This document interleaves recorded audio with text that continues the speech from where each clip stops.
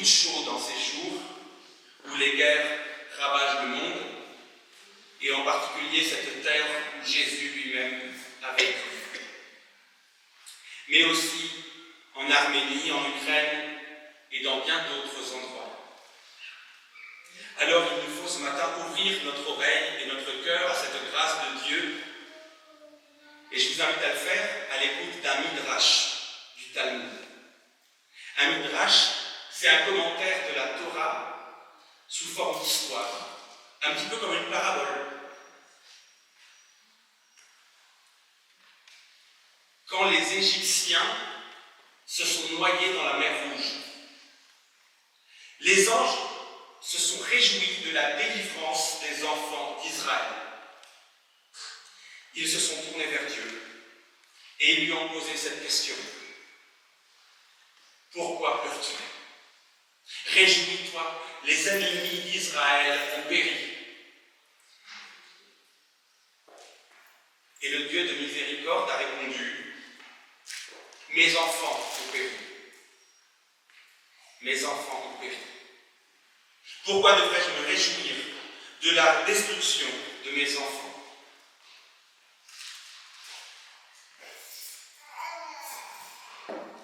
Levons-nous pour accueillir la grâce de Dieu.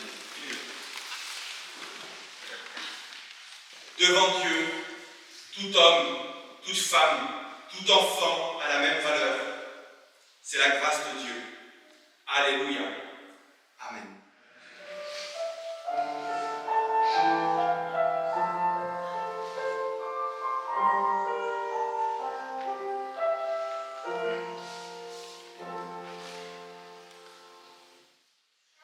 Lecture dans Ésaïe 66, versets 10 à 11. Ainsi parle le Seigneur. La pluie et la neige qui descendent des cieux n'y retournent pas sans avoir à breuver la terre, sans l'avoir fécondée et l'avoir fait germer, donnant la semence au semeur et le pain à celui qui doit manger. Ainsi, ma parole qui sort de ma bouche ne me reviendra pas sans résultat, sans avoir fait ce qui me plaît, sans avoir accompli sa mission.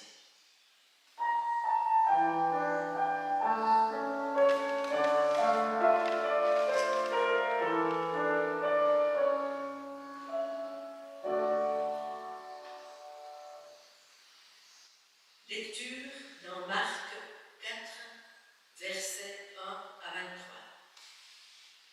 Jésus se mit de nouveau à enseigner au bord de la mer. Une grande foule s'étant assemblée auprès de lui, il monta et s'assit dans une barque sur la mer. Toute la foule était à terre sur le rivage. Il leur enseigna beaucoup de choses en paraboles et leur dit dans son enseignement, « Écoutez, un semeur sortit pour semer.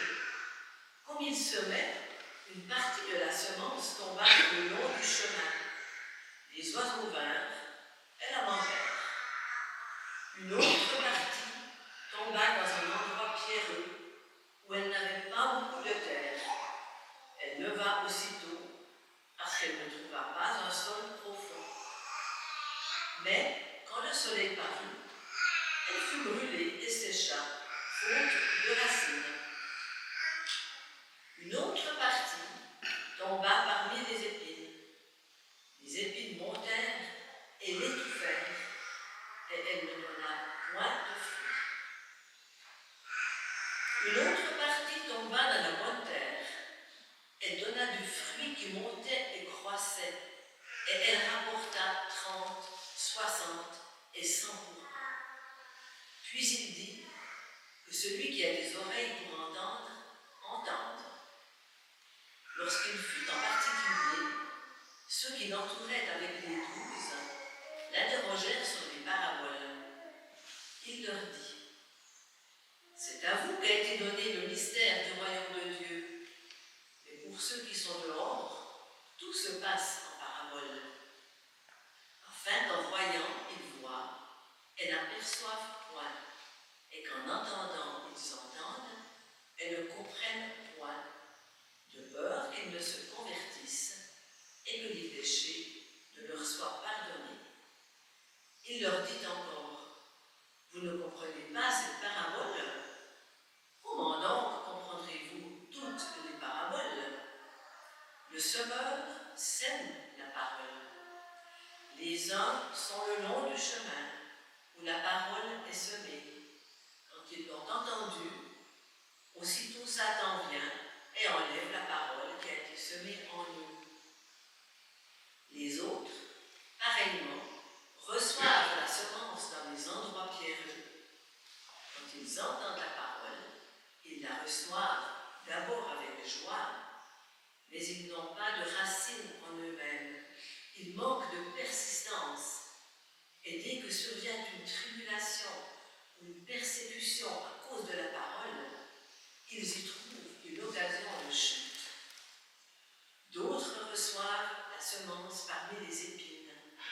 Ce sont ceux qui entendent la parole, mais en qui les soucis du siècle, la séduction des richesses et l'invasion des autres convoitises étouffent la parole et la rendent infructueuse. D'autres reçoivent la semence dans la bonne terre. Ce sont ceux qui entendent la parole, la reçoivent et portent du fruit, 30, 60 et 100 pour un. Il leur dit encore, apporte-t-on la lampe pour la mettre sous le boisseau ou sous le lit? N'est-ce pas pour la mettre sur le chandelier? Car il n'est rien de caché qui ne doivent être découverts, rien de secret qui ne doivent être mis au jour. Si quelqu'un a des oreilles pour entendre, qu'il entende.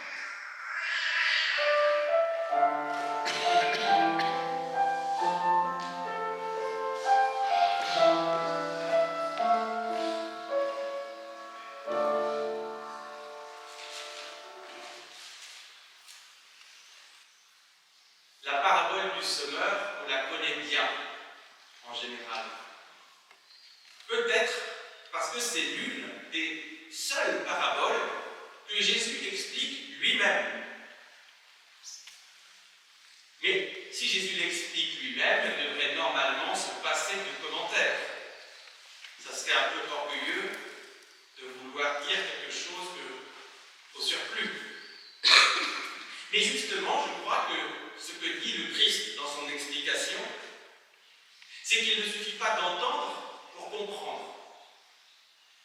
Il y a un effort supplémentaire à faire, un discernement spirituel à opérer. Alors, je crois qu'on peut continuer à se questionner comme les disciples.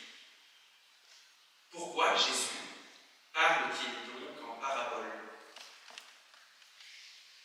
Mais surtout, ces comparaisons mystérieuses ont-elles pour but de nous éclairer ou au contraire de recouvrir la vérité d'un voile hermétique? C'est une question sérieuse et sérieuse aujourd'hui dans cette société qu'est la nôtre, qui voue un culte à la transparence d'un côté, mais de l'autre aussi un culte pour le secret réservé aux initiés. On est le pays du secret bancaire, donc c'est quelque chose. Mais il y a le secret industriel, le secret d'État, beaucoup de secrets.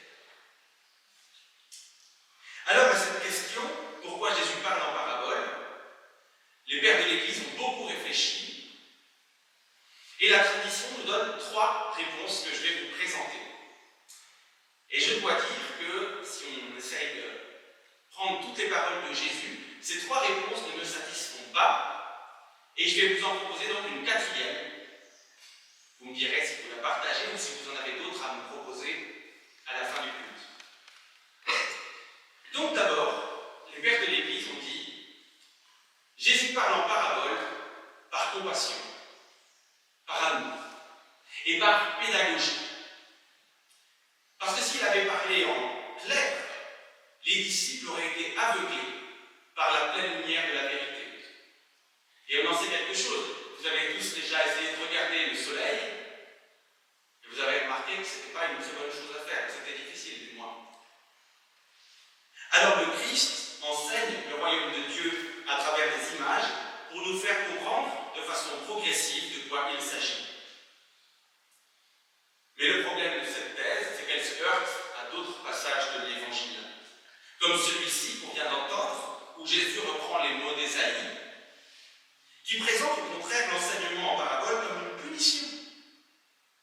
une punition pour châtier l'endurcissement des Juifs. C'est pour cela que je vous parle en parabole, dit le Christ, pour qu'ils voient sans voir, qu'ils entendent sans entendre et qu'ils ne comprennent pas. Voilà. Certes, il ne fait que citer Isaïe, mais il fait sien ces mots-là. Et c'est pourquoi la tradition a envisagé une deuxième possibilité. C'est que Jésus parle en parabole vraiment par châtiment, par punition. La foule n'aurait pas été digne d'entendre les paroles du Christ, d'entendre en vérité ce qu'est le royaume de Dieu. Et en effet, ça rejoint d'autres paroles de Jésus. Lorsqu'il dit par exemple, ne jetez pas aux chiens ce qui est sacré. Ne jetez pas vos perles aux pourceaux. Mais alors, il faut admettre que cette parabole condamnation transforme Jésus en parleur ésotérique, en homme du secret. Et il y a tout un mouvement du christianisme qui sert des gnostiques et qui pensait en effet que Jésus était cet homme du secret. Mais alors, à nouveau, je vous le dis, il faut écouter d'autres versets où Jésus lui-même nous dit autre chose. Ou encore l'épître à Timothée qui nous dit « Il veut que tous soient sauvés et arrivent à la connaissance de la vérité. » Comment faire? Alors il y a les troisièmes voies qu'ont proposées les pères de l'Église. La parabole serait pédagogie et compassion pour les uns et châtiment, punition pour les autres. Là, notre esprit cartésien, notre esprit logique est rétabli dans une forme de paix. Cette thèse, on peut la dire satisfaisante pour l'esprit ou pour l'intelligence plutôt, mais elle pose encore un problème, un autre problème logique. Si Jésus n'avait pas voulu que les foules le comprennent, pourquoi aurait-il passé tant de temps à prêcher les foules? Vous voyez, on ne résout pas facilement les paradoxes, du moins sans retomber sur un nouveau paradoxe. C'est aussi ça, l'intelligence de l'Évangile, qui demande des oreilles spirituelles. Alors le mystère demeure, comme je le disais. Et je crois que la quatrième voie que j'aimerais vous proposer, elle se trouve justement dans cette parabole du semeur expliquée par Jésus. Au niveau spirituel, dans cette parabole, la distinction, elle ne se situe pas vraiment entre les Juifs obstinés et les disciples en manque d'intelligence. Cette distinction, elle est dans le cœur de chacun de nous. En chacun de nous, il y a évidemment un pharisien qui rechigne à entendre l'appel de l'Évangile, mais il y a aussi un disciple qui a envie d'apprendre, mais qui a du mal à entendre, à discerner et à faire sienne cette parole du royaume. Alors, ce que je crois profondément, c'est que le Christ nous parle en parabole pour que nous fassions nous aussi un bout du chemin, pour que ce pharisien en nous fasse un bout du chemin, pour que ce disciple en nous fasse un bout du chemin. En un mot, la parabole est une invitation au consentement. Une invitation au consentement de l'âme. Une invitation à la transformation intérieure. Par son caractère imagé, elle nous situe face à la question de l'ultime, la question du sens, et partant, la question du sens de notre existence. Et cependant, elle nous place dans une dynamique, qui est une dynamique de coopération. C'est à moi de faire un bout du chemin. Nous devons coopérer à l'avènement d'un royaume qui n'est pas tout à fait transparent, mais pas tout à fait énigmatique non plus. Et cette coopération, elle va se faire sur deux plans. D'une part, d'une façon passive, et d'autre part, d'une façon active. La coopération est passive, à entendre l'explication de Jésus, parce que ce sont les grains qui tombent de la besace du semeur. Ces grains, ce sont les paroles de Jésus qui nous sont annoncées, qui nous sont révélées, et qui tombent du ciel, si on veut. Et donc, ce n'est pas à nous de faire l'effort. On ne nous demande pas d'inventer l'évangile. Pour nous, il faut accueillir ces grains, accueillir ces paroles et les laisser opérer en nous, les laisser fructifier en nous. Autrement dit, c'est ce que je vous ai dit, c'est la dynamique du consentement. Dieu attend que nous nous consentions à ce qu'il prenne chair en nous. L'autre coopération est active. Elle est un peu plus délicate peut-être. Et on entend cette invitation à l'action parce que le Christ, dans cette parabole, remplace l'image du grain par l'humain. Il nous dit ce qui a été semé dans la bonne terre, donc le grain, c'est l'humain qui entend la parole et la comprend. Donc, pour donner du fruit, l'humain doit être semé dans la bonne terre. Et cette bonne terre, c'est quoi? Cette bonne terre, c'est notre cœur, mais c'est aussi notre milieu de vie. Là, il nous dit le grain peut être semé dans les ronces, dans la terre sèche, dans les pierres. Ça caractérise bien notre milieu de vie, voire même notre façon de vivre. Jésus nous dit, tu es le grain de la parole. Mais dans quelle terre pousse-tu? Est-ce que tu évolues dans un milieu assez fertile pour donner des fruits? Alors l'un a choisi le bord du chemin. Il prie à la maison, mais il reste sur le parvis de l'église. Ce qui l'empêche un petit peu d'éclore pleinement. L'autre a choisi la rocaille d'une vie pieuse, mais qui est devenue un peu plate, un peu sèche à la longue. D'autres, enfin, ne choisiront rien et laisseront ce grain s'étouffer bien vite sous les ronces de la vie active. Mais enfin, d'autres choisiront la bonne terre et produiront par leur constance, par leur patience, du fruit. L'un 100, l'autre 60, l'autre 30. Alors, ce qu'on peut retenir pour aujourd'hui, c'est que Jésus parle en parabole parce que le royaume implique le consentement et l'acceptation. Ce consentement nous transforme en grain de vie, en parole de vie. Et c'est à nous, ensuite, de faire germer ce grain. C'est à nous de cultiver notre jardin. C'est pour ça qu'on essaie de faire un jardin partagé devant l'église. Il faut que le grain fructifie.